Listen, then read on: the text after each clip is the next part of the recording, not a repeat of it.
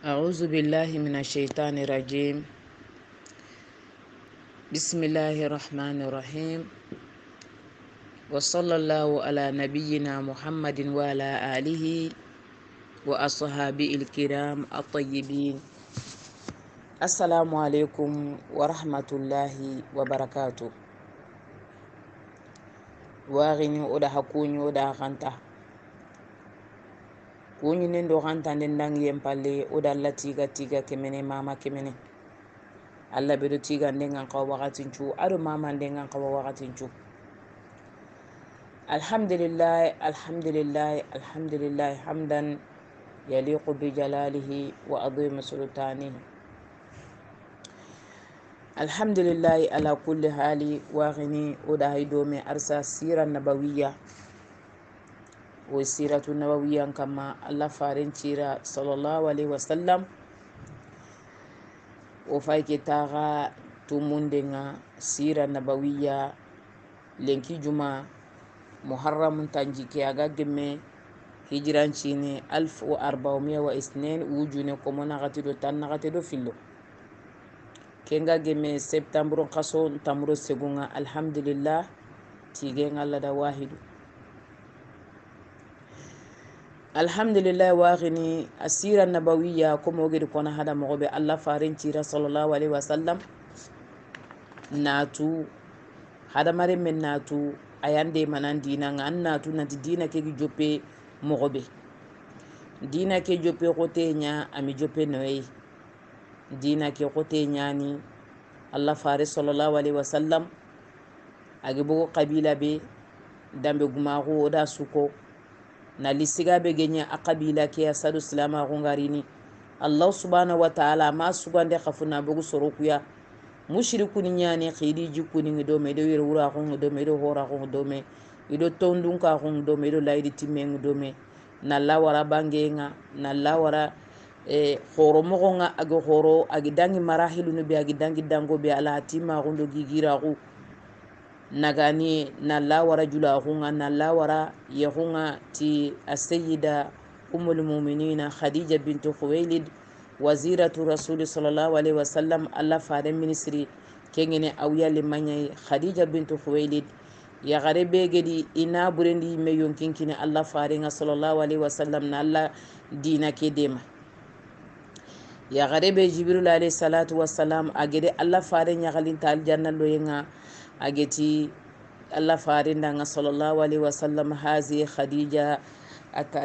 atatika bi ina'in fi idamun aw ta'amin aw sharabin fa iza ja'atika faqra alayhi assalam min rabbi wa minni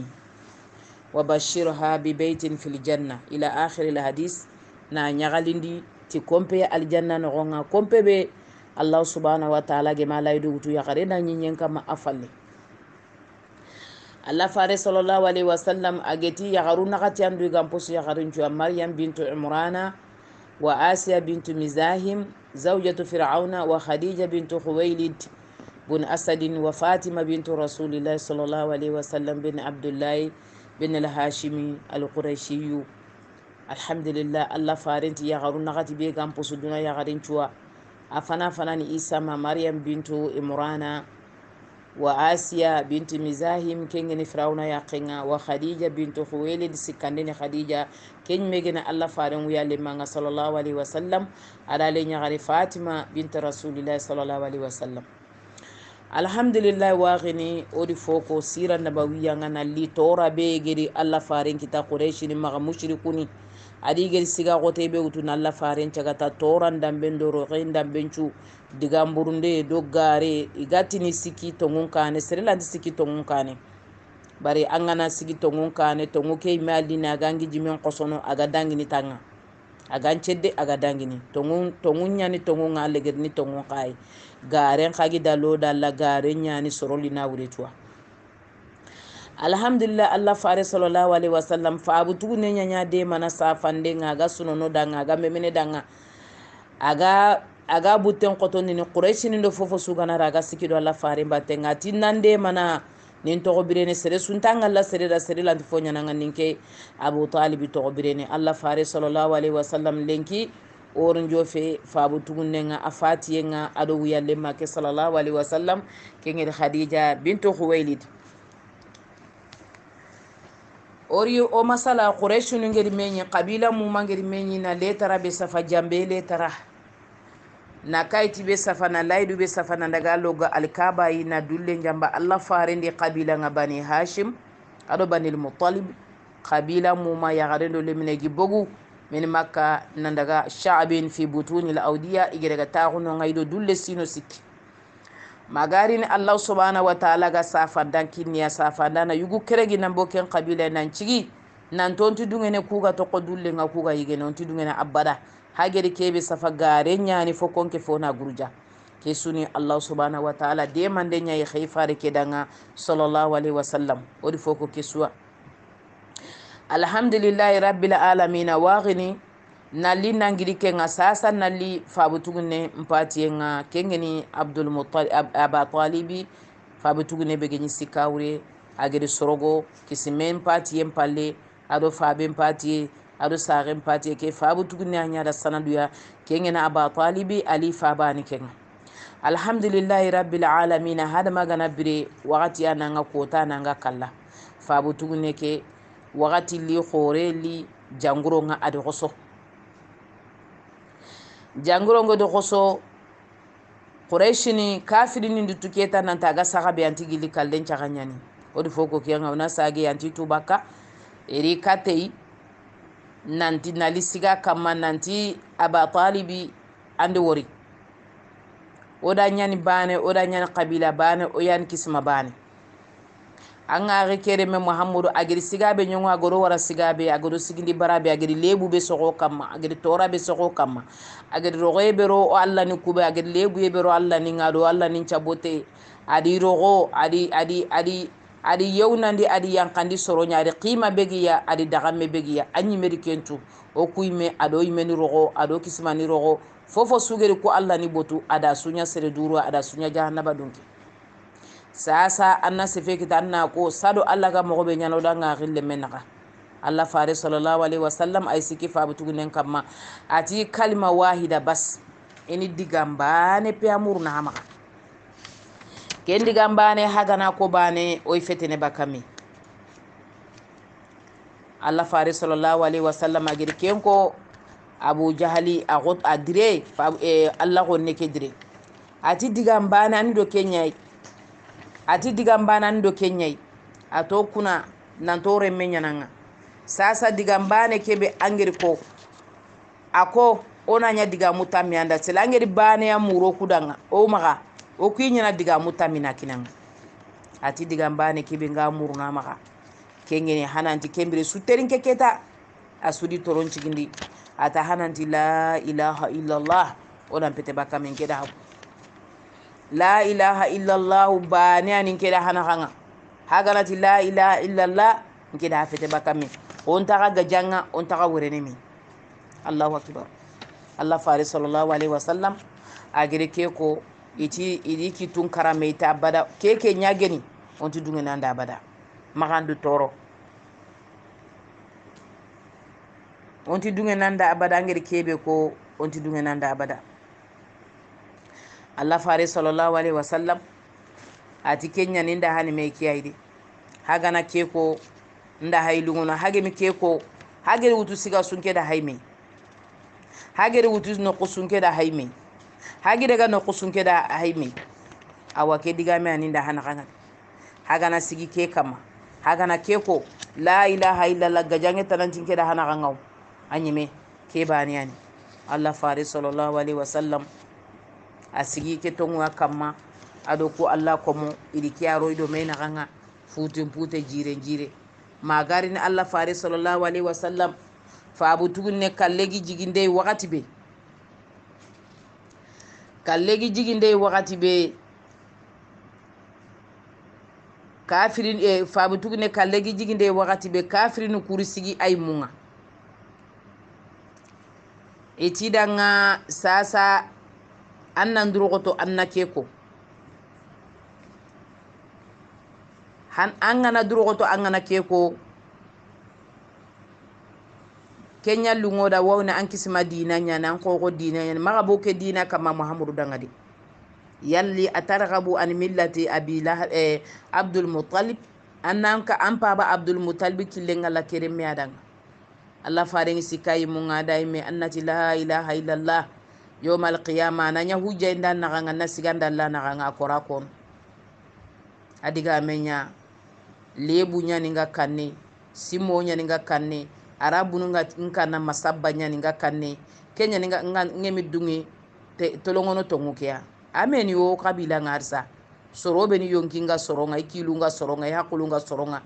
ngana kede beri sorongu tini ngana kede beri sorongu nyana ameti Allah itini Allah inyana Allah ya nga gundondo bangi anken kana soronyai ambulla sere korosi analla korosi ke andi sergebe kita akamani daga jahannaba nogonga kallem palalla gano kisalla gano tanga annanti Allah magati soro ku tokono nti fosoro nanga ida mani ko ngeke bana nan ko nambono ndi katike bana da lanti fotana nyana ila ancitini ila ankata ila ankerni ka Allah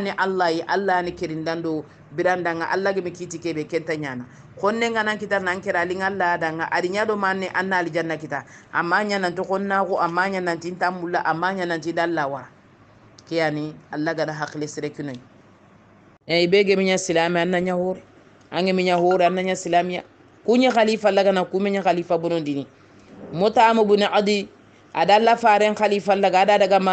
malika bai alen yugundo kafani sikati ya ma'ashara quraish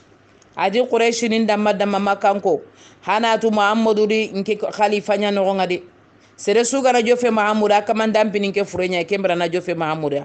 angana jofe muhammadu andam pinille mundi ngakini purenya kembra na jofe muhammadu ya ori laidu nyawtu muhammadu danganto muhammadu jambana abada Allahu akbar kafiri nya fayke agiri ke digame ko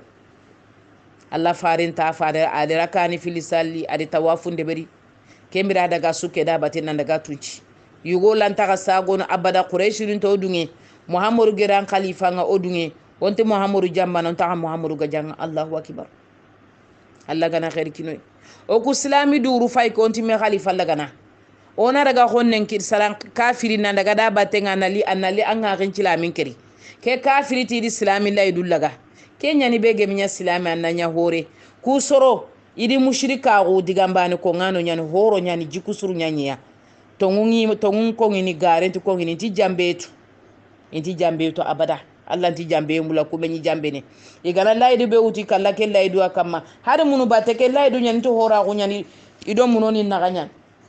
igala laydu be uti do munoni naganga nti ke laydu guru jana ke mbani yani onti munoni jambara ikara ken kafira wa akamma itelero jahanna bayti kenya o kunya islamini o maganya telongonto ya o nenu ko na ko sondo munte Allah o nya silama ko nenen kamanti sondo menga sallemba ne an golle tarante yalle Allah to danga nanti sallu ku gana suro ange mi muamala nya de ber islama ko sharia ngede muamala be muramma andangu yalle monnaga andanga ginin naga andan kapalle monnaga ando taagalle monnaga ando gol nyalle monnaga ami tolongo ami tongo ko angi jambe na angi deberne nan garana angi hasida ko angi besen konna ko angi were ma ko angi jeni angi dolo minenga angi mugun tangol da burencu angana daga yomal qiyamah nan dandangi nanti dangino ko ngollu sutele nya habani mansura Allah subhanahu wa ta'ala agana khencenda non khencende mboga ngollu fontu toko sere sugana betiye nya angemi wande haqqenya korosi angemi to nyongunde nya korosi angemi wiyalle ma haqqenya korosi angemi remme haqqen korosi angemi sumpo haqqen korosi angemi sara haqqen korosi angenya ya dantenya angana daga yomal qiyamah ancalluku ancalli asoro nan ancallan kama imaga nya kampurenga hakite ngana nya kite ngana kutanga na sigalla jo ngokkan nan kitu duruna magabugo Allah fare sallallahu alaihi wasallam ade ken ko hadisa sante nga bangante be sudanga al muflisu min ummati man la dirham lahu wala mata ati muflisu bakay ko muhammadu motonu nyay ido sallenge bennari do sumenge bennari do golu sirenda mencunari khanga na fay wanda hakunga na khence bakay fofon taka tokko junubu nimbane anke finimea yangoni mbane anke finimea Allah nati melika nundanga khuzu ila nar khariqi likati jahannaba Allah gano kisalla gano tang nali qissatu tufailu bun amru dawsiyi keygo ari ageri makka nogonga ageri wakati be quraishi ningeme killenga iti andi ke worde kembere yugo ke serkana ke nyani togonte nyani sugana nyani darajante nyani ti ya tufailu innaka qadimta bilada nan pageri makka awa yugo ku magayre de ke yugo do ku toro de sere suganara debere nda korto agana diga meke ko agiran toro ngatanu a korte nan laga nan butte nganga ille ne bakan kille nganga ke yugo kille mbata ati ha itoni kenya no ngayre sere tana ma ko da sumpalle monda khatta sere suntalla gosino onta nyimetin talle mo kwani sere nti ballanga kabila le monya ballanga sere ntan khobono an chumpalle monya nan khobono sere ntan ngoyini an choronya nan ngoyini Allah fare sallallahu alaihi wasallam quraish ningiri ijofe ke yugoya nanti angero debe ngade togonte nyana nga dawlante nyana nga na du koroside sugana nyana nga ngi diga me ngure to kha ang mandu korosi mahamudu geni la qillan toronga kota su anya gere diga me mugu mahamudu kota su angi lene ang bakandi nanga angi nyana ang bakamunu batenga ang sukono mahamudu bati ati geri makka no nga gere daga tawafa al kabay idi kotelle nyawtu tepa nyawtu inati kotolle na ritorum pillia tepa juramutu na tigi torum botom pillia igana muhammadu nyino igana nyi salli nina maga fo mugu diga mukuya akorte agateli ilandi Allahu akbar kona Allah sirini ay mani ke qissa la gamina ati diga arabun qanne nguretu yi diga ncirentu yi diga mburentu igeri ke koni da bane tordunde pago yogo site panyawtu di tigi torom botonga ina maga fo mugu ati ga igeri kenya mogosu Allah farenga karanga wakati be qur'ane ke lunga yon qosiri toronga di mugu idega kate iti ke khibare be ga ma muhammadu anti koni da ina mugu akoso qur'ane khari kamma ati wallahi mi diga me muga gan parampara qur'ane ya imi diga me muga gan daga munta qur'ane ya imi diga me muga gan tolongonta muhammadu gere ke diga me beko wala amuran a'dala minum diga me nti tolongonta muhammadu ke diga me ati fa aslamtu wa shahidtu shahadat alhaq ati qasti la ilaha illa allah muhammadar rasulullah ati ya nabiyya la inni imrun muta'un fi qaumi anna tunkeni kanan ki aide jama gumenya nan qabila idungeni nga watas mpai sa gere katin qabila nga ni sugri kat islamiya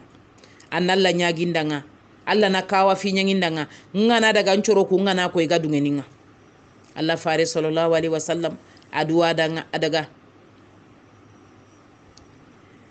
atigi jofe idebe njoppa dunga wakati be debe nyimenga atiri noro hore wara bogi iya kompili do mena ga aw ngiri lampankum ita Allah magani ya gonga da anna bogu no kutana inni akhsha an yazunnu anna musla waqati fi wajhi li firaq dinihim musallatun ati Allah nimulla ana noro ke bogu no kutana imaga simanliya nalidina ke bonondi fatahawala fawaqa fi ra'si satri sauti قال فجعل الحاضر يتراءون ذلك النور في صوتي كالمنديل المعلق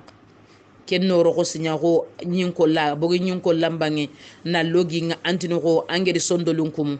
wana ahbitu ilay min asaniya ngikille nga ngitengen hibane su tengen ngay noro ke fayni atingi jofe no kubem paba fina jofi nga yuga senyani ndim paba da nga magati ntinga de anti ampetin chere fetanga wori ndantaka dine ati manne ya bunayya manna nyillandi atanna tunya islami an cukero muhammadu batenga ati awangero dine benke ka dina ni kenya lono kammo ati daga wankanda anna nyira munchono ndannali ati faba daga wankadira munchono de ari idirondi islama gonga ati wiyalle mankatinti adi keyako wiyalle manti danga ati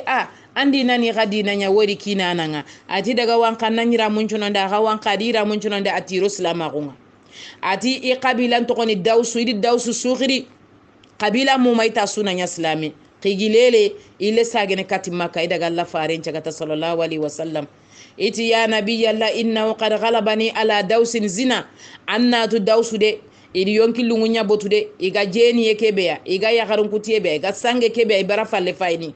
fadula alaihim anna langande nyankandi kam Allah farenti sallallahu alaihi wasallam atilla onti langana on Allah nyagana Allah ni kanda ati ari kitemutu kamu ati ihdi dawsan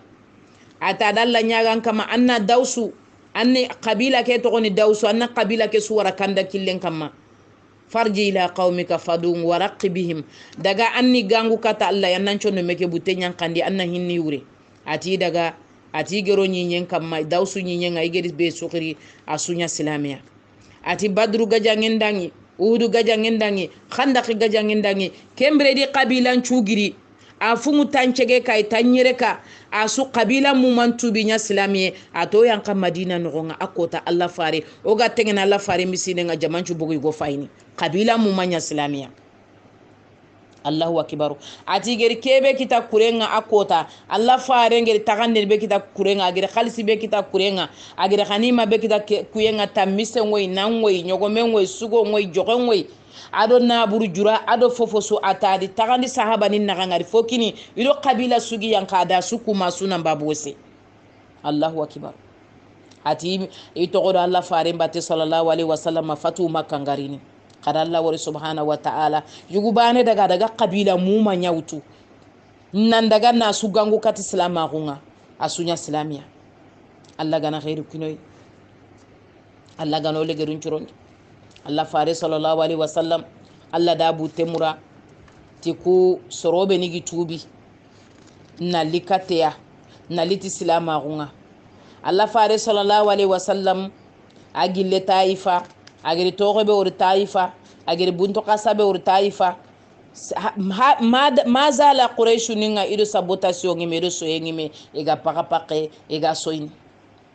yali ke qur'ane ga yanka sere gi fetankenga aga nyanka melika dagi yanka katoyi ona dunya kanke muhammadu anya rengo ya renga ngo yantu angotu o yanke mpandu muhammadu tidungene Allah subhanahu wa ta'ala di jabi wa qalu laula unzila alayhi malakun walau anzalna malakan laqudiya la amru summa la yunzaruna haro gani melika no kay kusoro kuti lene walau ja'alnahu malakan la ja'alnahu rajulan wala basna alayhim ma yalbisuna Allah ge mi sondo mebe kanda anti kandeni sabotande misoyi wala qad istuhziya bi rusulin min qablika fahaqa bil ladzina sakhiru min umma kanu bi yastahziun Allah subhanahu wa ta'ala adi soronya halki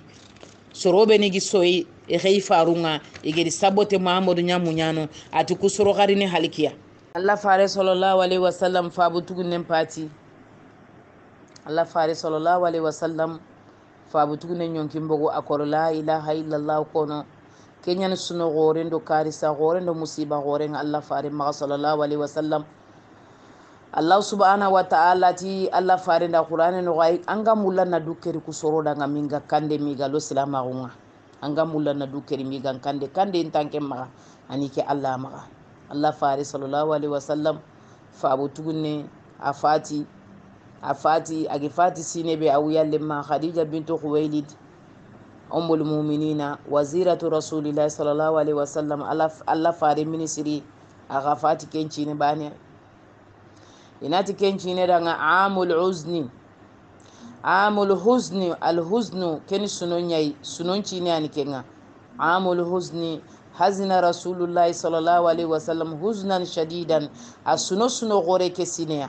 fabutugu nem pati uyalem man pati zalika fi sanati al-ashira min al-hijra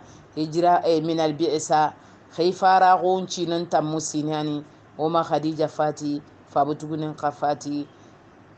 Allah gana yampa oma khadija maga nata kenya aljanna gidna gani sitiye benya Allah farinda sallallahu alaihi wasallam agari na burendi yonkin curo Allah dinanga malla gidi tuga kenya ni Allah fare sallallahu alaihi wasallam jibril gari kate agari nyagalindi ti aljanna alhamdulillahi rabbil alamin wa ghin terin kandano kenci ne Allah farin cuno kafirin di nyaga kita i nyagali isowo asa fandankara agoy mandankara akisindankara o yagunu koy kota on yagunu ke yugase dagari toko awon taka toko fofo danga aywa ibaralungo honno nyani isoyni nyagalini paka o baralungo fabitu nenkara Allah mi khayfade la warabada Allah fare sallallahu alaihi wasallam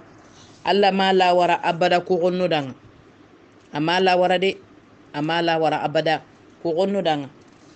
adi dema gare ke gidda lo dalla Allah to ngunyalina fankade Allah fare sallallahu alaihi wasallam sunon pai meme pai asafandano ada demandano isu daga bake kenci ne bane o ma khadija fati fabutugunen ka fati. Alhamdulillah ngakini suno ke sine dangi en pala la farendi manenya abogu ati tele taifai itele taifan kon khirika tallai inalla koy taifan konga ini rondi dinanga adi kille mutu adaga taifa agidaga taifa ati tele dawan kinyandi alla fa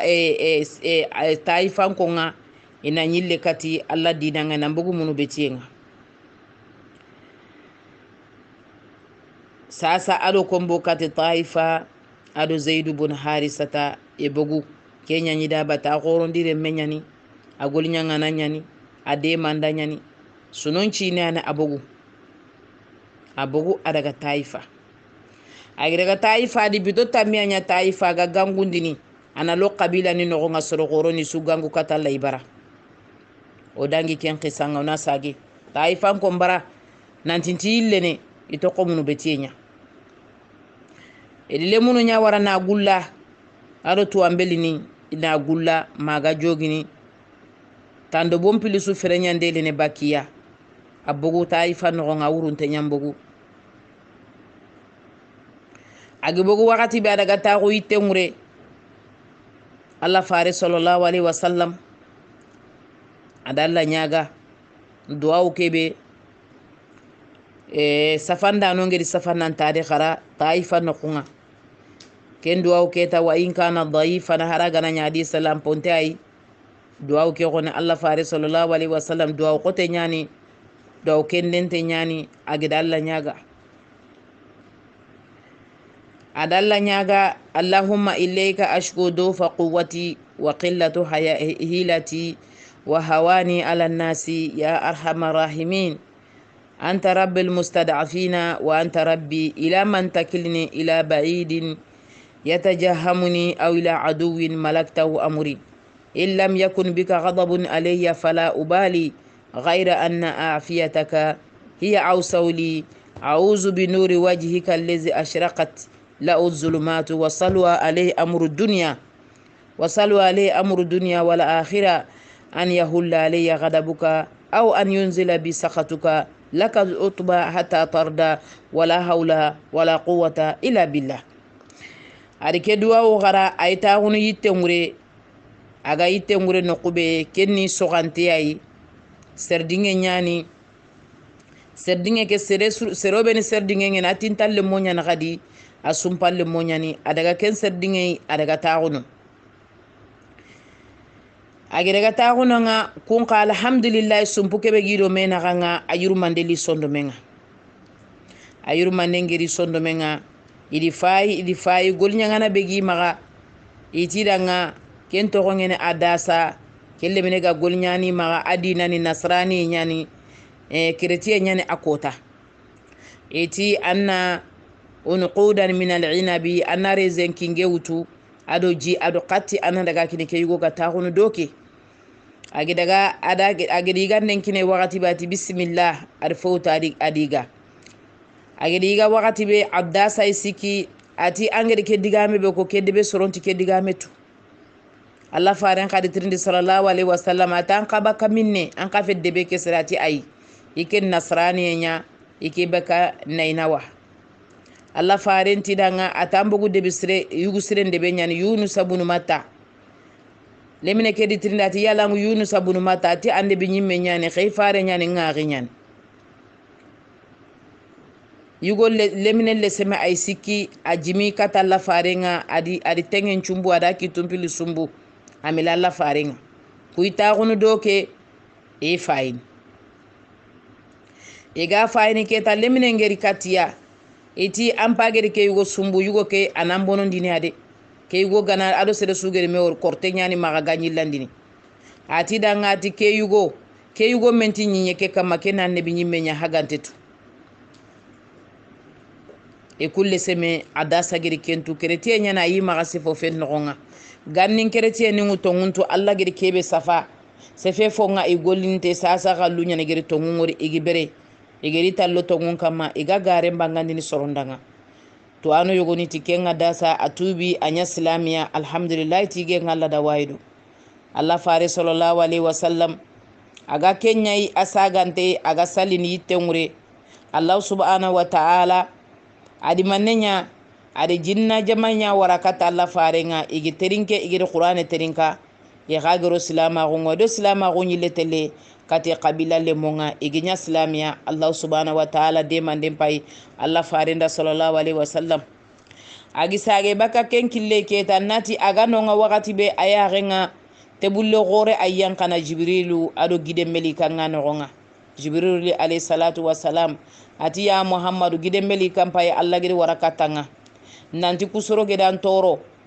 aga na linganda mogoswa gide nyameri ke magana gide nyankandi kamma anido gide ke sutapi ati danga ati ai ikentu mulaina tambu bure tugiya la alla serei baki sogodinga kebe ga la ilaha illallah muhammad rasulullah kono agalla bata wala yushriku bi shay'a harike yampe wori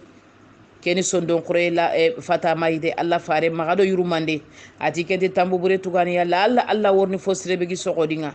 serega nan toro angana yampa magala alla sogodi go wono anto kento ranti jo fenanga alla ni yampe nya mulla ke go jukuni yampe nya ke darsuni ona qarange utubake sira lunga fede ajikuni ko gana terinka ona fonne uto na ngolinyate sira nabawiya amana ni kenya alla gano gomdi sahabai na sahaba gomdo keifa agiketi yampa na kusoro maga na giden kini lemina misonga na kini tuambeli ninga na kini wakanto ngai nangulla khaifare annabi nyimme na jogi na ferende landi bakata nimpilia Allah subhanahu wa ta'ala di sembento nyankandi kenga na khaifaru na linantini halake ati ay megi halak ike yampi maga masere suri baki sogodinga kubedinga ti la ilaha illallah khorogan churo nyaage Allah faringa huwa qudwa ya mege nyane Allah di kay goriti nema odanga khairu odanga ona nyaage ona mogo butumbotu ona maga tambutuge lo sonno mo ngasalame fo feti tambituge angana yampanka pali mamma kenya linga Allah danga subhanahu wa ta'ala Allah gano nya ko mo beniga yampana agi sage baka taifa wakati be agero makka no gonga ayi mulaina sere ki daga semmene serebe akamangi ya khalifa dagana adaga kati sere fana kenti suwail ibn amru min bani amir akemi dunge sasa adaga mut'am ibn adi ati dunge Allah faren khalifa ngeda khalifa daga yi sembe ni duya mut'am ibn adi mushriku nyana kota khadi ke terinka adire mungango adi wagini ngango adi kabila le mungango ati yugo suga do anna daga janyo kello ndana ka fangutu ona muhammadu korosi kafiri suga na kinye makano quraish suga na kinye harai me kabila le mona ona kamankeri nali nambogu kenga kausara garenga igaso ini yugo be imedi agana le nyugo susara le nyugo ngakalla oni mane kono kenyugo danga enta gana reme susara remun kalla har kanta maga oku igililo muhammadu batenga ba oku mo kono muhammadu danga to kenya Allah subhanahu wa ta'ala ati inna a'tainaka al-kautsar kausara gare nyampo su muhammadu dunadi nugo ponga Allah dikenkinanga ami fokini kuya kebe gampo su kausara gare sorobe digati nanda abtaru igati nanti amire meto ami fofoto ati muhammadu anyangaranti takunga dunadu al-qiyama kebe gam maga lahara kausara gare amenti maga saran kafirini Allah di jabi Allah di kotu kembere qur'ane yan kanati ga jangen bane Allah farenge ni makka sura sugi yan qariti ku kafirini ya igina Allah faren toro ma Allah subhanahu wa ta'ala agiri jabi agiri tora ke sagiya Allah subhanahu wa ta'ala ri doronta gunya kay faren dangati manniya ari al-isra'u wal mi'raj nan cege kampoto nyernde nga Allah di kenya muhammadu danga sallallahu alaihi wasallam Allahu akbar ken mu'jizatul kubra ken ka wafiya Allah subhanahu wa ta'ala gidi kina annabi nyimmenga na dorote na bute murate na kafiri ni nyagunti Allahu akbar alladhi farin jafa subhanallazi asra bi 'abdihi laylan min al-masjidil harami ila al-masjidil aqsa allazi barakna hawlahu linuriyahu min ayatina innahu was-sami'ul basir Allah be sonante ngeni tunka sonante be giri komeke ameti rasuli de akome ngeni muhammadu ya agedi muhammadu terendi urubane no ngana wutu nyinya ngana nandaga makampoto nyerinde nandaga na farlancalu ku keregi kinadigi yanka Allah subhanahu wa ta'ala na muhammadu wutuba kam makka no nga masjidul haram kengen alkabai dana daga masjidul aqsa no kulate nyani kengen betilem wa inati baitul maqdisi do muhammadu nan daga no muhammadu nan calliti khifa annabi nyumunga tammani ma annabi nyume ado muhammadu siga sukane na almama gondeberi e kafirini ay wosene afatumarunahu ala ma yara wala qad ra'aw nazlatan ukhra inda sidratil muntaha indaha jannatul ma'wa iz yakhsha sidrata ma yakhsha ma zagha al-basar wa ma tagha laqad ra'a min ayati rabbih al-kubra ada Allah ka wafi nun chuwor Allah fare sallallahu alaihi wasallam ati Allah subhanahu wa ta'ala ngir kebe wori segende ke nan daga kamunga ka wafi goro nyane Allah subhanahu wa ta'ala giri ko inke muhammadu Allah de fonya muhammadu dan asege adi yonkin cege adi feten cege tuano beni geti nanti yonkin nyanda daga feten mi daga la muhammadu do yonkin chuan daga yonkin do feten chuan daga Allah ni tunka e fonta Allah kanyana ma ya ajizu sayun fil ardi wala fis sama fo fonta Allah kanyana kamundo nyinyenga agananya tubabu ni fon kulungi keta abiyo mbaganini tanji keminite aga sankunu aga milioni kilometri ngurana ka wujunu kilometri fama baluka bi rabbi bi khaliqi samawati wal ardi bi rabbil alamin Allah fare sallallahu alaihi wasallam ana indal bayti bayna an-na'im wal yaqzan ngexen qana do wundana na ganga nyaako kumita kasiri Allah subhanahu wa ta'ala adi manninya adi jibril warakati alayhi salatu wa salam Makka Allah fare sallallahu alaihi wasallam adi jibril wali sura tani filiya allama shadidul quwa zu mirratin fastawa wa huwa bil ufuqil ala thumma dana fatadalla fakana qaba qausain aw adna fa auha ila abdi ma auha adi jibril wal tani fil agiro kate gari hirai adi wori adi jibril wori khadi inda sidratil muntaha adi jibril wori no Allah fare sallallahu alaihi wasallam Allah fokini de tampille wujunu na gata nabi nyime khifaru ko musikidi fo Allah fo nya muhammadu dangadi muhammadu sege kamunga nandaga sigi sidratil muntaha annabi nyimu benigi fati khifaru benigi fati adi di mewori ado fa ba adama wa alayhi salatu wassalam abal bashar ado fa ba adama wori adi baba adama wori alayhi salatu wassalam khifaru bani bi danga kane adi fogi be wori Allah di kenya muhammadu dan doron tawani agir nya muhammadu dan amanya khifaren judan Allah fare sallallahu alaihi wasallam ati jibril do buraqu li buraqu ni kanni ngati daba nyani daba be ami simbaga ampungon ta ferenga agulu gulle nyani agile nyani ay feren kamma ati giseta kamma aya ren kampanya na tanga telenonga kesetu fo aya re akhure afai ndenga na kempe no kubatan atan kana keni no nyakitana khempai kenga kebi gira Allah subhanahu wa ta'ala kampoto nyeri ngana nyanka ati farakibtu uncheta kamando jibril hatta ataitu baitul maqdis mingari ni baitlem kengeni baitul maqdis farabatuhu bil halaqa allati yurbatu biha al anbiya ati ndi siti no kube annabi nyummu ngata gunu no kube summa dakhaltu al masjida fa sallaytu fi rak'ataini summa kharajtu fajaani jibril alayhi salat wasalam ati lo miside no ngandi rak'ani fil sali jibril do yokeri katinga inahi min khamrin wa inahi min labanin ado yoku filiri yoku bane dolongo yoku bane khatingoy ati ya muhammad faqtar ati kebe galinganda asugandi faqtartu labana atinde qatingutu faqala jibril ikhtarta alfitra andi fitra ngutu Allah gidan taga kebe kama ken fitranya summa araja bina ila sama ndaga ngi salle annabi nyimmun kama ni miside mpakanya annabi nyimmunya nyanya alimami akota nchalli da nda su salli do men challa sukani nyanya alimami kembiro osege kamunga ogirega kamunga kampoto fanangi munyi kampoto fanangi munyi melika nunti ando koni dome jibril atindo muhammadu andome e ati koni nyameren kine ata Allah subhanahu wa ta'ala ni nyameren kine tanallo ati ri bafe munyi kane idi ko wori idi o faba adama wa alayhi salatu wassalam agemiya adi kunyi anyagalitiya adi daga kampoto fillande nga idi ko wori melika nenti ko gana ati jibril danga ko gani atindo muhammadan do me alayhi salatu wassalam ati yal nyameren kine yebata Allah imani nyameren kine tindanali ate bismillah marhaba marhaba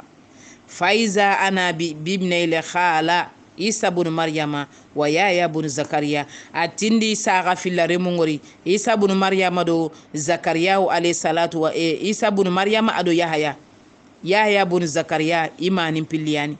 saga fillare mundi nyime kamma igeminga idin kunyi iduyinda nyime duyidanga kembir o sege kampete sikande nga ngunyin kane melika nentrinde ni jibril di kembane asage ndaga ko nyinonga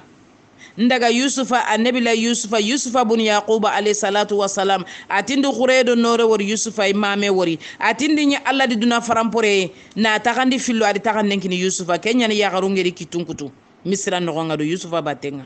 khalki yusufa mi fitine de yusufa mi bogi dinanga yusufa da alla togdome ambi yonki lungo botu ati kembre sege keta daga minne e daga kampoto nakatandenga melika nudu kentrindi ni bani asaga muhammadu sallallahu alaihi wasallam etando koni domi tindo muhammadu andome alayhi salatu wassalam e gorano gonga daga koni nonga ndi annabi la idrisa nyino allah subhanahu wa ta'ala geti annabi nyimme beda warafa'nahu makanan aliyya ori ke segeni no ko horeide atinda ndadi me kunyo dangi me daga kampoto karagandenga idi follake wunyin kane ndu ko wori ni haruna bun imrana wori annabi lay musa gida alayhi salatu wassalam ati mi yugo wura gam parampre ndaga kampoto tuminde ngandi ko nyino alayhi salatu wassalam ndaga annabi lay musa wura alayhi salatu wassalam musa bun imrana annabi nyimme be gancago annabi nyimme jo abutten kote la yakhafu fillahi lawmata laimi ante kanna diga me kono Allah subhanahu wa ta'ala tikenya qur'ani no fa wakaza wa musa faqatala musa buten qorene musa lo firauna kamma ati firauna danga ana musa kone atinkiyani atancago koy musa annarinke kamma keminya basi ya musa annari kada narin chabote yalla mungu aba musa alam takun fi nar walida yallinke manken qorondi yera bange dan coro gandum bengi nyinke kake nan coro nan qorinke kakati kellantinke musa kabana Allah gallen konanda haranga nimbe jangana foko nan koto ke frauna kellantinke musa kabana Allah girin qaykata rabbul alamin kam mundo nyinyen kama dunasu kama nallai anken petike mene frauna anken tege fonyai atik jama beni ga kara hari musa diga memugo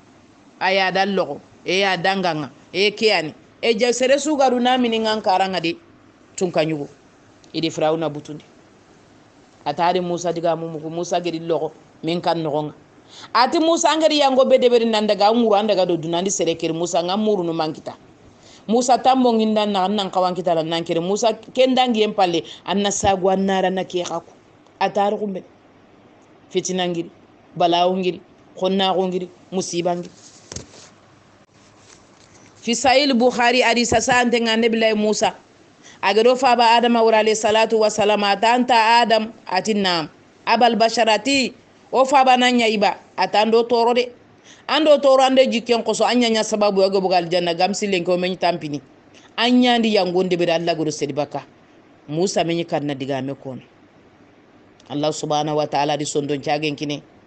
adi nenen kine nene be diga me sondo men ngana sago nene lay diga men cukono to mun diga me gare diga me nya kono annabi lay musa alayhi salatu wassalam Allah farenti di wori idadi me kunyi jibril di sege adi daga kamputo nyerinde e daga edi ko nyino ido fa ba nyino annabi lay ibrahim alayhi salatu wassalam millata ibrahim hanifan wa ma kana minal mushrikina ati kero yugo suntakawa giya nan koto annabi la ibrahim farampore ndi farampore nchumbana giya ndi giya nchumbana edi ni asembenta adi godon chembendi betil ma'muru ken beti nokuyi kenga kampoto nyerinde ngado alkaba sumbana tanyere wujune melika lini e gata wafunu kungana daga kunta kadini ame tanyere wujune tananari kadi khummene kunna tawafunde bere ibe geme daga hiji Allah makay ketandi nya Allah intani nya nyimme farla nya nande bagan kannen sedenti kenya na Allah politique nti nya na Allah nene ndenti nya na Allah goto ndenti nya na Allah an ka tan madan pa ba nene na dan ngakini dan nya kundalle musirlan talla nene ne an ka tan kina nene sirlan talla nene ne Allah antu gelange mi bangi Allah antu gelange mi nya foyi Allah antu geli kube ni gedalli tukunge mi nya foyi kunge mi bange jakanki Allah antu anga sere sulan talla nene ne sere sulan talla jambana melika nunya fake tanyere wujune melika iga tawafu nyana beitul maamurunga kunga na daga khumene fotana lini maduna gangiri aminya ku melika bane geri tafilla telefoni yalla maga kunnan qoro kuwa kundungan to ngallada la ya asuna Allah ma amaran wa yafaluna ma yumarun imalla kutatabani sira ke khalifa mude awreno nan gollinya be suni khalle mutano ko ngana do terin kanda no suna du surondi sira ke do qur'ani ando ma tafsiru nyando mi Allah fare sallallahu alaihi wasallam atadi daga yittewre yitteke ijofe kembre ijofe sidratul muntaha ken yitte ay kempanti ken yitte ati yittindere suga ko turen toronga mo ba goro nyani ata ayitire mengo ko gidenta ate Allah tege foni be Allah nema kebe gedi yitte ke khufari ati laqelanti ke magan kuto nanda abada ati firimpire anu akama sunu kangen firimpire anu nyai gado ke yitte batenga ati di melika nu ngori ga saka do ke yitte batenga gago anganari bakante no nga bakane nga meli ni tege nga mogobe ati khempante Allah nti jate na nga nyamana Allahu akbar fa auha Allah ila ilayhi ma auha non yani Allah subhanahu wa ta'ala Allahu akbar Allah subhanahu wa ta'ala adalla faringa adi wahayun qaye na tuinde nanti idi farlancallu nya tankirege farlancalle muhammadu kama fil layli wan nahari Allah fare sallallahu alaihi wasallam agi yankan ko be ado annabi lay Musa di mewori atangiri minne atingira Allah di farlancalli tankirege farlancalle akindi motonu ngati yille daga nalla nyaga ummatuka la yutiquna zalika fa inni qad balawtu bani israila wa khabartuhum ati bani israila ndi dangi mede ndancha make golle no bani israila ko to meya ndi rempandi xenche daga ancoro lantike na motonu lantike nda sage katallay Allah dinya manime adi fobege korgo bege asage katati daga ancoro lante atoko kenya maga timmene farlancha lukregiya ati daga ati nyagunu aketa lanta katengena Allah yagungi qad rajatu ila rabbi hatta ista'aytu ndalla saga nga sagene katallay legerunga ma yagungi lagana ago lanta kasagene ket farlancha luku keregi Allah subhanahu wa ta'ala ta'ala fare nda motonu ngane salli ata baraje nyana tankirege farla salli baraje nyai la ilaha illallah Allah de fonyo danga de muhammadu motonu Allah de fonyo danga Allah mo foto danga Allah de khairi kini Allah de khairi kinoi Allah de fo kino amakini moto kutunga Allah de fonyo danga amanya moto kutundanga Allah fare sallallahu alaihi wasallam agi sege kamunga Allah subhanahu wa ta'ala agi durebe kine kiyai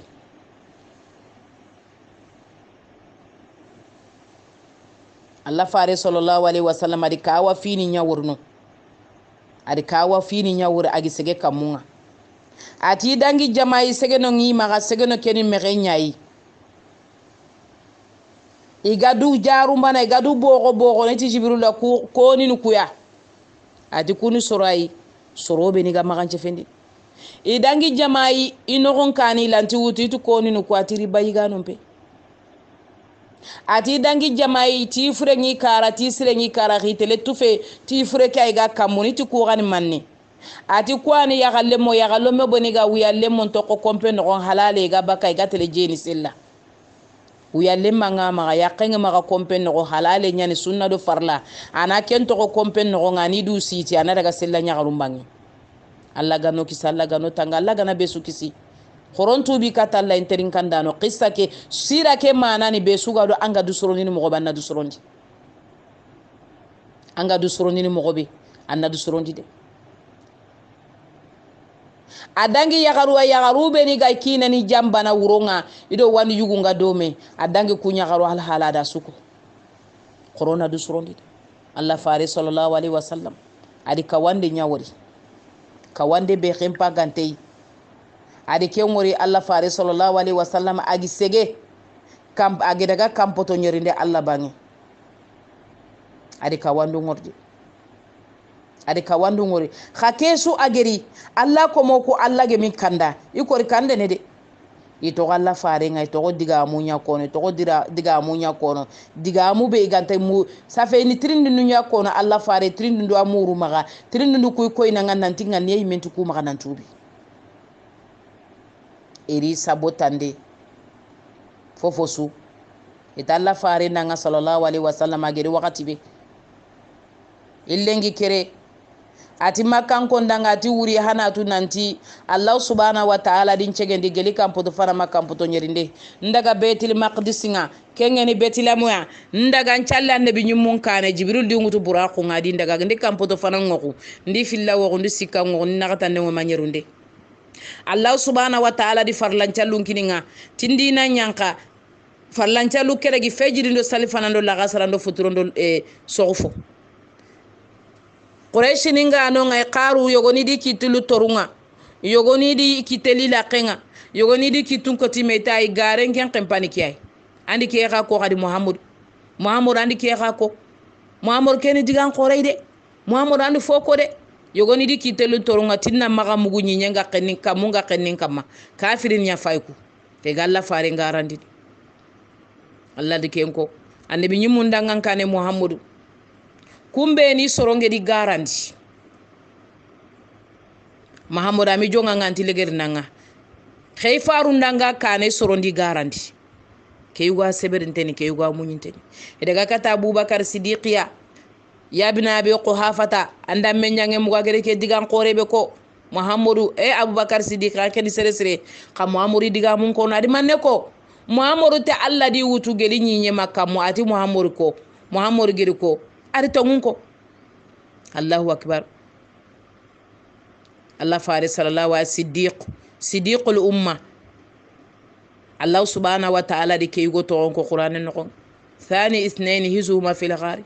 kayugo sigan qore nyani Allah farenti sallallahu alaihi wasallam ati sere suger fo nyinke muhammadu danketi fo nyana suda ma abubakar siddiq lanti tugana atuga ndi loga Allah subhanahu wa ta'ala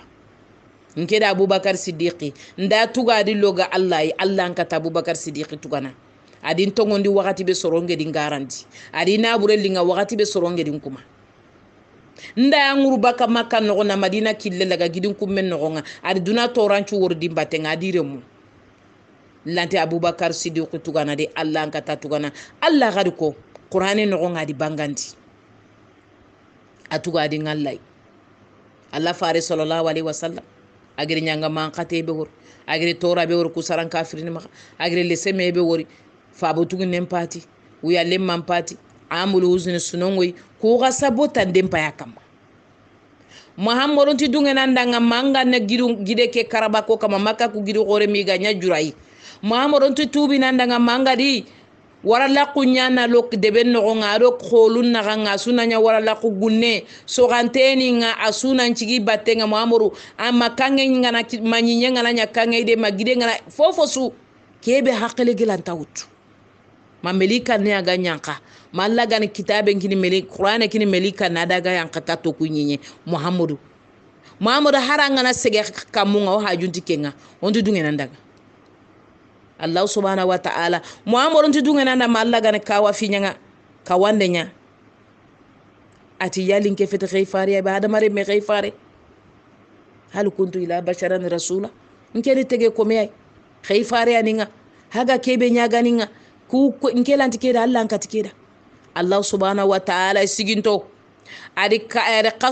qason bogume inshiqaqul qamar qason nan tagandi fillo karabane gide ke kamma karabane gide banen kama itengene mea Quraishi ningi siki kesu misete o iketu keni debere nyaw keni korte nyai kallage mibe kandanti kande ne de kande inna Allah maka sondo men Allah maka on alla ñagana alla na kande ñodo sogodini ndanga alla gana be sukanda alla gana musilime le men cukanda kande nalla maga muqallibal qulubi sondo men nalla maga aga yilana mogo be gali alla gano kanda hari ke golle gore wori kason nambo ke bakame keten nanya jabalu abu qubayse kama kete gidebe ga tengene ke karabane na loke kama kesu itonti dungene ko dungene manne kadi kunti dungene harbani alla gano gomdi sahaba na sahaba gomdoy wakati li re na ngaw sikire inshallah alla gana kota nondi kota be nondi kadi kota gumenga na dung o soke ngoni kebe inshallah mo gere ken ko sira nabawiya khana yampo magabe gana fo kita diga muka kama na yampo maga o yampanteng be suma aqulu qawli hadha wa astaghfirullah inna wal ghafurur rahim wa atubu ilayhi inna huwa tawwabur rahim. Assalamu alaikum wa rahmatullahi wa barakatuh. Hawa kenyana mukulsum jabra nambo gidi ma le yagusel xerindi foke 00227 80 36 11 17.